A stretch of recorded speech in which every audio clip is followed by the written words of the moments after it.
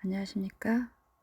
원래 8주는 중간고사가 예정되어 있었는데, 1분반 교수님하고 협의를 해서 좀 수정을 하고 강의 계획서를, 그래서 중간고사는 이제 미실시하는 부분으로 대표 학생한테 전달을 해서 여러분들이 전달된 내용을 숙지하셨을 거라고 이해하고 있고요. 그래서 이제 8주에 대한 지금 이제 녹화 강의를 준비하고 있는데, 대면 수업을 시작하는 10월 28일 날 중간고사에 대한 이제 그 대안으로 여러분 과제를 스트레스 받지 않은 부분에서 중요한 부분을 한번 경험해 볼 수 있는 과제를 생각하고 있는 부분이 있거든요. 굳이 이렇게 온라인으로 설명하지 않아도 대면 수업 때 접하셔도 충분히 해내실 수 있는 내용으로 과제를 준비하고 있으니까 걱정 안 하셔도 될 것 같습니다. 이제 마지막 녹화 강의가 될 것 같네요. 이제 우리가 매주 목요일 9시 학교에 만나는 부분이 있기 때문에 이제 좀 편안하게 듣는 시간은 이 녹강으로 마무리를 하고 이제 조금 액티비티하고 현장에 적용할 수 있는 부분으로 접근을 하려고 합니다. 오늘은 8장 장애 아동 복지 사업 파트이고요. 현대 사회에서 선천적으로 타고난 요인 외에 이제 각종 사고나 약물 남용, 공해 등 장애 유발 요인이 곳곳에 산재해 있고, 이로 인해 장애 인구도 점차 증가하는 경향을 보이고 있습니다. 이러한 시대적 상황에 따라 장애 아동에 대한 복지도 주로 가족 내에서 이루어져야 한다는 기존의 인식에서 벗어나 점차 국가적, 사회적 차원에서 이루어져야 한다는 인식이 확산되고 있습니다. 이러한 분위기에 힘입어 1977년 특수교육진흥법이 제정이 되고 1994년에 전부 개정이 됩니다. 1981년에는 심신장애자 복지법이 제정이 되고 보건복지부의 장애인 복지전담부서인 재활학과가 설치되었으며, 이후에 이제 심신장애복지법은 1989년 장애인 복지법으로 개정이 됩니다. 2000년과 2007년 두 차례에 걸쳐서 전부 개정이 됩니다. 또 2007년에 장애인 등에 대한 특수교육법이 제정이 되고, 장애인 및 특별한 교육적 요구가 있는 아동들을 대상으로 통합교육을 실시함으로써 사회 통합을 위한 발판이 마련이 되고요. 1998년부터 연차적으로 제1차 장애인 복지발전 5개년 계획, 또 제2차 장애인 복지발전 5개년 계획, 제3차 장애인 복지발전 5개년 계획이 수립이 되었고, 2011년에는 장애인 아동복지법이, 2014년에는 발달장애인법이 제정이 되어서 2015년 11월에 시행되기에 이르럽니다. 이러한 노력을 통해서 장애인 복지의 범주가 점차 확대되고 장애인에 대한 차별 금지가 상당 부분 이제 공론화되기 시작하죠. 그런데 이러한 노력에도 불구하고 우리나라의 장애 아동 복지는 아직까지 의료와 교육 재활 사업 등에서 해결해 나가야 할 여러 가지 과제를 안고 있습니다. 우리가 이제 살펴보게 될 8장의 장애 아동 복지 사업은 장애 아동의 개념, 현황에 대해서 이제 살펴볼 거고요. 다음으로 우리나라에서 현재 시행되고 있는 장애 아동을 위한 복지 서비스와 그 개선 방안에 대해서 살펴볼 것입니다. 장애 아동 복지 사업에 대한 사례가 이제 사례 내용, 초기 상태, 치료 기간에 대한 평가, 이 내용이 지금 케이스 스터디로 지금 하필이면 또 5세에 대한 내용이니까 그냥 스킵하려고 했는데 들려드릴게요. 들어보십시오.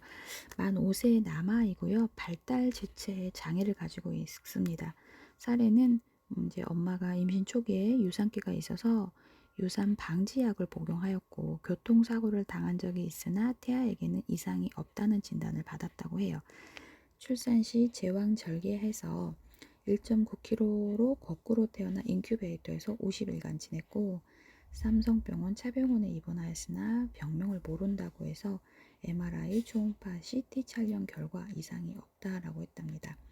그래서 1997년 6월부터 물리치료, 자국치료를 받기 시작했고 2001년 10월 현재 본 복지관 부설 어린이집의 오전과 일반 어린이집을 통합반 병행하여서 다니고 있는 장애 아동 복지 사업의 사례에 대한 이야기를 초기 상태를 살펴보면 아동은 2000년 3월 13일 땡땡 복지관 언어치료실에서 언어치료 주 2회 8월부터는 2001년 2월부터 3회 주 3회를 받다가 2000년 12월 18일부터 본 연구자에게 치료를 받게 되었고 현재까지 치료가 이루어지고 있다고 합니다. 치료 전 전임자에 의해 실시된 사전평가에서 아동은 수용 언어 연령이 2세 10개월 정도고 표현 언어 연령은 1세 3개월, 통합 언어 연령은 2세 3개월 정도로 수용과 표현 언어 간의 격차가 1세 8개월이나 났다고 합니다. 2000년 12월 18일 당시에 아동의 모습은 모음 위주의 발성은 하나, 또 좋은 명료도가 떨어져 이제 알아들을 수 있는 말은 엄마, 아빠, 빵, 우유, 단어와 파열, 파, 모음, 오 등에 불과한 상태였다고 해요. 또한 아동은 바르게 말할 수 있는 단어가 없으므로 그로 인한 의사소통은 포기한 채 주로 손짓을 사용하여 의사표현을 하려고 했고요. 치료실에 가는 것은 좋아했지만 치료 시간에 치료사의 활동에 일일이 과다하게 참견하는 편이어서 다소 산만하고 불필요하게 손을 많이 움직였다고 합니다. 치료 기간에 대한 평가를 살펴보면 연구의 치료 기간은 2000년 12월 18일부터 2001년 9월 30일까지 약 9개월 동안이었고요. 복지관 언어치료실에서 주 2, 3회 개별 치료가 실시되었다고 해요. 총 70회기를 했고요. 치료 기간 중 3개월마다 한 번씩 중간평가 또 최종평가를 실시했다고 합니다. 3번의 중간평가 결과 같은 변화가 나타났는데 그 첫째가 대상 아동의 전체 언어력의 측정에서 이제 고찰해 보면 아동은 통합 언어 연령이 치료 전과 후에 각기 2세 4개월에서 3, 6개월에 향상이 되었고 더욱이 목표로 삼았던 표현 언어뿐만 아니라 수용 언어에서도 언어 연령은 물론 이제 언어 지수가 67.6%에서 82.5%로 점진적으로 향상이 되었다고 해요. 두 번째로 대상 아동의 표현 어휘력의 측면에서 고찰해 보면 아동은 표현 언어 연령이 1세 3개월에서 2세 10개월로 점진적으로 향상이 되었고요. 표현 어휘 수에 있어서도 바르게 명명할 수 있는 단어가 10개 미만에서 90개 이상으로 늘었다고 해요. 세 번째 대상 아동의 좋은 명료도의 측면에서 고찰해 보면 치료가 시작되기 전 사전평가 단계에서 단모음을 비롯하여 전체적으로 발음이 매우 불명료하고 바르게 말할 수 있는 음이 거의 없어서 좋은 검사 자체를 생각할 수 없었던 상태였다고 합니다. 그런데 9개월간의 치료가 종료되어 가는 3차 평가 시기에는 자음 정확도가 74.4%, 모음 정확도가 100%를 기록하고 연구자가 제시하는 거의 모든 음소를 모방, 조음할 수 있게 되었다고 합니다. 최종 평가 시에 대상 아동은 초기 상태에서 모음 위주의 발성을 하고 그나마 정확하게 조음할 수 있는 것은 단모음, 아, 오, 엄마, 아빠, 빵, 우유 몇 개의 음소와 단어 뿐이었는데 주로 손짓으로 의사소통하던 것이 9개월간의 치료 기간이 지난 현재에는 대부분의 음소를 모방 발성할 수 있고 모음의 양손음에 물론이고 치조음, 경국의 음, 영구 계음, 이제 구성된 단어도 모방 조음할 수 있게 되었다고 해요. 그리고 연령에 비해서 비록 많은 어휘 수가 아니지만 90가지가 넘는 일상표현 어휘를 습득하여 학습한 어휘에 한해서는 적극적으로 구어로 의사소통을 합니다. 이제 치료 중 주의 집중력과 과제 수용력에 대해서 눈에 띄게 향상되었다는 이제 케이스 스터디에 대한 마노스의 발달 지체 아동의 사례를 리딩해 드렸고요. 194페이지 장애 아동에 대한 개념을 살펴보면 우리나라 장애인 복지법 제2조에 장애인은 신체적, 정신적 장애로 오랫동안 일상생활이나 사회생활에서 상당한 제약을 받는 자를 말합니다. 신체적 장애란 주요 외부 신체 기능의 장애라든지 내부 기관의 장애를 말하는데요. 정신적 장애라는 건 발달장애, 또 정신질환을 발생하는 장애를 말합니다. 그래서 유엔 총회에서 만장일치로 채택한 유엔 장애인 권리선언에서 장애인을 선천적이고 후천적이든 신체적, 정신적 능력의 결여 때문에 개인 혹은 사회생활에 필요한 것은 자기 스스로 완전히 혹은 부분적으로 확보할 수 없는 상태라고 정의합니다. 이러한 개념 정의에서 장애인은 신체적 손상 및 정신적 결함 등으로 인해 자기 스스로 일상생활을 영위하는 데 있어서 상당한 제약을 받는 것을 의미한다고 볼 수 있고요. 그래서 1979년에 유엔 총회에서 장애를 장애인 개인과 환경과의 관계로 파악해야 한다라고 언급함으로써 장애의 개념에 기능상의 장애뿐만 아니라 사회적인 분리도 포함시켜야 함을 이제 명시하게 됩니다. 이제 어떤 기준이 생기는데 이게 세계보건기구가 1980년 국제장애분류라는 기준을 제시를 했는데요. 장애의 개념적 틀을 정립하고 이에 근거하여 장애를 분류하는 것을 권장합니다. 이 분류 기준에서 장애를 손상, 불능, 분리의 3가지 단계로 구분하고 이를 모두 장애의 범주에 포함시킵니다. 심신의 구조적, 기능적 손상과 손상으로 인해 개인적 차원에서 일상생활에서 나타나는 2차적 장애를 의미하는 손상과 불능으로 인한 사회적 차원에서의 경험, 편견, 이 차별, 이런 불이익에 대한 분리의 개념을 포함시킨 것이라고 볼 수 있습니다. 이러한 장애에 대한 개념적 정의는 신체적 장애로 인해 파생되는 일상에서의 2차적 장애만을 강조한 기존의 정의에서 탈피하여서 장애로 인한 사회적 불이익을 포함시켜 장애의 범주를 보다 확장시킴으로써 장애인에 대한 국가적, 사회적 차원의 의무를 강조한 것이라고 볼 수 있습니다. 장애 아동은 장애인 가운데 아동 집단을 지칭하는데요.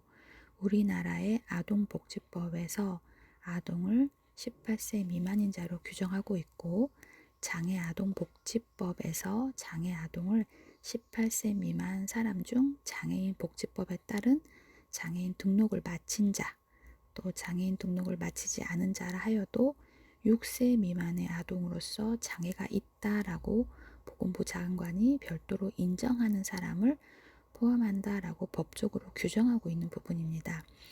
개념 정의를 종합해보면 장애 아동은 신체적 손상 및 정신적 결함 등으로 인해서 일상생활에서 상당한 제약을 받을 뿐만 아니라 사회적 불이익을 받는 18세 미만인 사람을 의미한다라는 것으로 이제 개념화할 수 있습니다.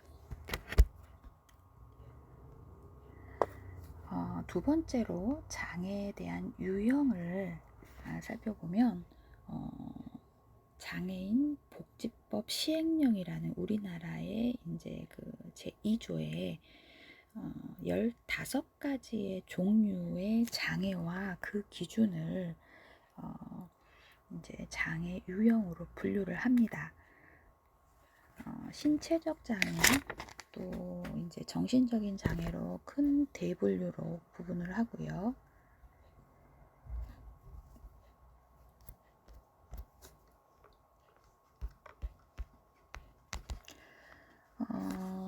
신체적 장애는 외부 신체의 기능의 장애로서 지체, 뇌병변, 시각, 청각, 언어, 안면, 또 신장, 심장, 간장, 호흡기 장애, 장루, 요루 장애, 뇌전증 장애가 있고요. 정신적 장애는 지적, 자폐성, 그리고 정신장애, 이렇게 해서 발달과 정신장애로 구분을 하게 됩니다. 장애인 등에 대한 특수교육법에서 특수교육의 대상이 되는 장애의 범주를 시각장애, 청각장애, 지적장애, 지체장애, 정서행동장애, 자폐성장애, 의사소통장애, 학습장애, 건강장애, 발달지체 및 그 밖의 대통령령으로 정하는 장애를 구분하고, 이러한 장애를 가진 사람 중 특수교육을 필요로 하는 사람으로 진단평가된 사람을 특수교육 대상자로 선정을 하고 규정합니다. 이상의 분류를 비교해보면 장애인 복지법의 분류 기준을 보다 의학적 접근에 근거한 반면에 장애인 등에 대한 특수교육법의 분류 기준을 학습장애, 건강장애, 발달장애 등의 항목이 포함되어 있는 것으로 보아 의학적 접근과 교육적 접근이 통합된 분류 기준으로 이제 이 장애 유형 가운데서도 장애 아동들에게서 나타나는 유형은 지적 장애와 자폐성 장애가 58% 정도이고요. 지체 장애와 뇌변변 장애는 26%, 시각 장애와 청각 장애는 12% 정도이라고 해요. 그래서 생애 주기별로 지적 장애와 자폐성 장애가 상대적으로 학령기에 집중이 되어 있고, 지체 장애와 정신 장애, 시각 장애는 연령이 높아질수록 증가하는 추세이라고 합니다. 연령이 높아질수록 재활치료나 특수교육 등 양육비 외에 추가 비용도 증가할 수밖에 없는 부분입니다. 장애 아동에 대한 이제 발생하는 출연율 현황을 살펴보면 1990년에 5년 주기로 장애인의 실태 조사를 실시합니다. 2007년에 장애인 복지법이 개정이 되면서 3년마다 장애인 실태 조사를 실시하도록 규정하고 있고, 1990년 1차 조사 이후에 2017년까지 8번의 장애인 실태 조사가 실시되었는데요. 장애 아동에 대한 그 발생하는 출연율의 원인을 살펴보면 장애인 실태조사에 의해서 장애 인구수 267만 명으로 추정을 하고 전체 인구의 5.39를 차지하는 것으로 나타났는데, 연령별로는 0에서 17세 장애 아동 집단이 전체 장애의 3.3%를 차지하는 것으로 나타납니다. 또한 장애의 원인별로 후천적 원인이 다소 감소하는 추세지만 지속적으로 높은 비율을 나타내고요. 선천적 원인과 출산의 원인은 낮은 비율이지만 지속적으로 증가하는 것으로 나타납니다. 이러한 사실은 장애 아동에 대한 의료 재활 서비스 못지않게 장애 예방을 위해 건강 증진과 사고 예방에 대한 정책적 관심이 높아져야 함을 말해주는 부분입니다. 장애 아동 보육 및 교육 현황을 살펴보면 장애아 전문 통합 보육 시설 현황에 대해서 이제 장애아 전문 어린이집과 또 통합 보육 시설 현황에 대한 부분으로 매년 점차적으로 증가해서 2018년 전체 1177개소에 이르는 것으로 나타났는데, 이들 시설을 이용하는 장애 아동은 만여 명에 불과한 것으로 이제 나타난 부분이 있습니다. 아직도 많은 장애 아동이 부모나 가족의 돌봄을 받고 있거나 일반 보육시설을 이용하는 것으로 나타납니다. 앞으로 장애 아동의 사회 통합을 위해 보육 분야에서 선결되어야 할 많은 과제를 안고 있는 부분을 말해주는 부분이기도 한데요. 장애 아동의 유치원 이용 현황에서도 전체의 87.6%가 유치원에 다니지 않는 것으로 이제 응답이 되었는데, 대부분 부모나 가족이 장애 아동을 돌보는 것을 의미한다고 볼 수 있죠. 유치원을 다니고 있는 장애 아동의 유치원 이용 형태로는 일반 유치원이 5.5%, 일반 유치원 내 특수학급이 4.7%, 특수학교 유치원이 2.2%로 매우 낮게 나타납니다. 장애 아동이 경험하는 학교 생활에서의 문제점으로는 전반적인 수업 내용의 이해와 친구들의 이해 부족이 가장 높은 비율을 차지하였고, 그 외에도 전문 교사의 부족과 교사의 이해 부족, 그리고 특수교육 보조원의 미배치 순으로 이제 친구들의 이해 부족이나 교사의 이해 부족의 높은 비율을 차지하는 부분이 있습니다. 그래서 일반 아동과 교사들을 대상으로 장애에 대한 인식을 변화시키기 위한 교육이 필요함을 이제 의미한다라는 부분이고요. 전문 교사의 배치를 통해서 장애 아동의 수업 이해도를 높여가는 것이 장애 아동 복지의 주요 과제임을 말해주는 것이기도 합니다. 장애인의 재활치료 서비스에 대한 증가 추세도 있고요. 이제 재활치료 이용률이 가장 높은 이제 비율을 나타내는 내용이 있는데, 향후 보육, 교육에 가장 필요한 것은 장애아 전담 보육시설 확대라는 거죠. 광주에서 제가 알기로 유치원은 잘 모르겠고요. 이제 제가 어린이집만 이제 경험을 했던 10년 넘게 이제 현장에 있었는데, 유치원은 유아교육을 전공했는데도 불구하고 아주 실습과 또 이제 몇 달의 경험은 있긴 하지만 경력증명서에 증명하는 내용으로는 이제 어린이집만 경험을 해서 강주에 장애아 전담 어린이집이 특수 어린이집이 한 3곳 정도 있는 것으로 알고 있거든요. 그래서 재활치료라든지 학습에 대한 발달 재활 사업에 대한 부분, 특수교육 보조 인력에 대한 증원, 교사의 전문성 확보에 대한 부분이 이제 요구되는 부분이 있습니다. 그래서 우리 교재 200페이지에 장애 아동 보육 교육에서의 이제 해결해야 되는, 먼저 선결되어야 되는 과제가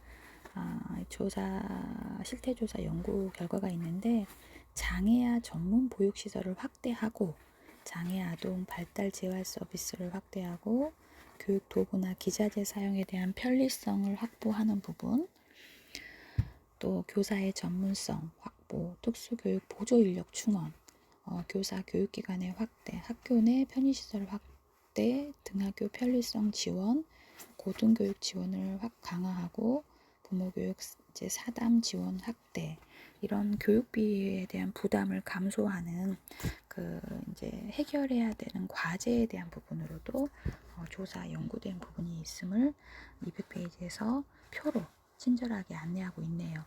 장애 아동 가족의 특성들을 좀 살펴보면 장애 아동 가족의 전반적인 특성에 대해서는 2가지 관점을 제시하고 있습니다.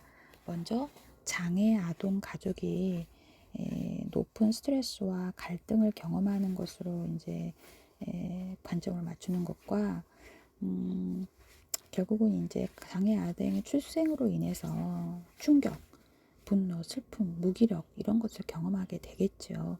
그래서 그러한 상황에 경제적인 어려움, 또 자녀에 대한 특별한 욕구를 충족시켜주기 위한 육체적, 시간적인 부담, 그다음에 친지나 이웃으로부터의 고립, 자신의 자녀가 장애 아동이라는 사실로 인한 모욕감, 불안감, 이런 가족원들에게 스트레스가 가중이 되면서 가족 간에 저해하는 여러 가지 요인, 그래서 장애의 원인이 임신 출산 과정에서 문제라는 생각이 있는 경우에 자녀의 장애가 자신의 잘못 때문이라는 죄책감으로 인한 문제가 이제 가중이 된다라는 부분을 우리가 이해할 수 있을 것입니다. 특히 이제 부부관계가 취약한 경우 장애 아동의 출생은 가족 내 갈등이 증폭시키는 원인이 되기도 하지요. 실제로 장애 아동 어머니의 과반수 이상이 우울 증상을 보이는 경우가 있고요. 장애 아동의 대상으로 이제 기존의 연구와 같은 장애 자녀로 인한 부정적인 영향에 초점을 맞추고 있는 이제 해소하기 위한 여러 가지 방안을 모색하는 데 초점을 맞추고 있는 부분도 있습니다.